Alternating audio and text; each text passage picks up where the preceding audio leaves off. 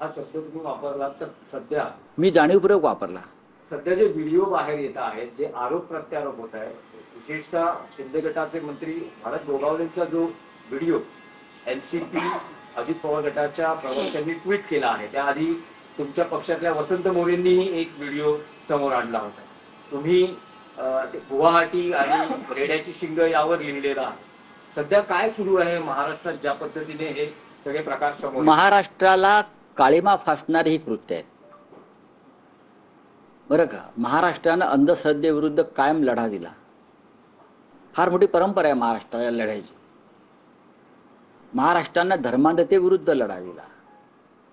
देवेंद्र फडणवीस हे राज्याचे मुख्यमंत्री आहेत आणि त्यांनी जसे मंत्र्यांचे पीए ते तपासून घेत आहेत तसे त्यांनी मंत्री सुद्धा तपासून घेतले पाहिजे. हे असे अघोरी विद्येमध्ये रममाण असलेले मंत्री महाराष्ट्राचं काय भलं करणार. आणि ही अघोरी विद्या जी सुरू आहे याच्याविषयी जास्त माहिती द्यायची तर ते या राज्याच्या मुख्यमंत्र्यांना एलिमिनेट करून तिथे आमचा नेता यावा यासाठी अघोरी विद्येचे प्रकार एसएनसी गटाचे लोक ठिकठिकाणी करतायत. हे मी वारंवार आपल्याला सांगितलंय. माझा विश्वास नाही, मी अंधश्रद्धाळू नाही, पण हे समोर येत आहे ना. म्हणजे कोणत्या मानसिकतेमध्ये या राज्याचं मंत्रिमंडळ आहे. अर्धे मंत्री आहेत. महाराष्ट्रातल्या जनतेच्या कल्याणाशी यांना काय पडलेलं नाहीये, जनतेच्या प्रश्नाशी काय पडलेलं नाहीये, लोकशाहीशी काय पडलं नाहीये, विचारांशी काही पडलेलं नाहीये. या महाराष्ट्र राज्याच्या मुख्यमंत्री पदावर बसलेल्या व्यक्तीला एलिमिनेट करणं, मी इंग्लिश शब्द मुद्दाम वापरतोय कारण हा शब्द वारंवार इराण इस्रायल युद्धामध्ये आलेला आहे. इस्रायलनं इराणच्या काही प्रमुख नेत्यांना एलिमिनेट केलं अनेक माध्यमात. त्यांचे जनरल्स असतील, डिफेन्स सेक्रेटरी असतील. तसं एसएनसी गटाच्या लोकांना, मंत्र्यांना या अघोरी उपक्रमाद्वारे भारतीय जनता पक्षाच्या प्रमुख नेत्यांना त्या पद्धतीनं एलिमिनेट करायचं. आता ह्याच्यावरती तुम्ही काही लोक टीका करतील, पण वारंवार याविषयी बोललोय मी. आणि जो प्रकार समोर आलाय, जी छायाचित्र आणि जे व्हिडिओ समोर आले, हे त्यासाठीच होतं. हे त्यासाठीच सुरू आहे आणि अनेक वेगळ्या वेगळ्या पातळ्यांवर चालू आहे.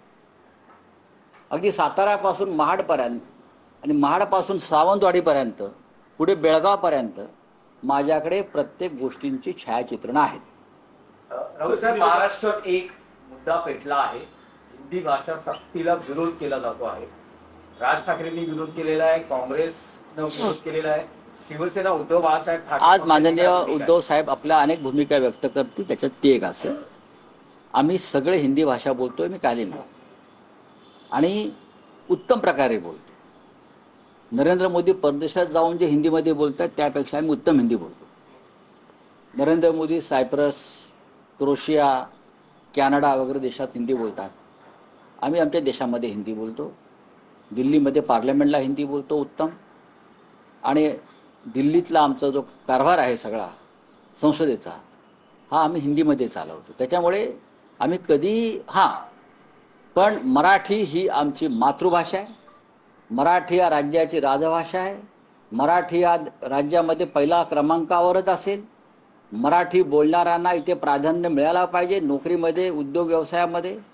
आणि कोणत्याही भाषेची सक्ती करण्याचा कोणी प्रयत्न करू नये. नाही, पण राऊत साहेब, तुम्हाला असं वाटतंय का की महापालिका निवडणुका समोर आहेत आणि अचानक हा हिंदी भाषा सक्तीचा समोर येतो? हा मतांचा याच्यामध्ये राजकारण आहे. आम्ही आमच्या पक्षात त्याच्यावर आम्ही चर्चा करतो आहोत. आम्ही नक्की याच्यामध्ये कोण कुठपर्यंत गेलाय आणि पोहोचलाय आणि काय आहे याचा अभ्यास चालू आहे.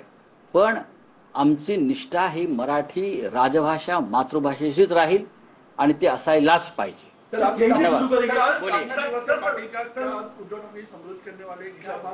देखिए, आज पार्टी का 59वां स्थापना दिन है. हमारे पार्टी शिवसेना को जो बाला साहब ठाकरे जी ने स्थापन की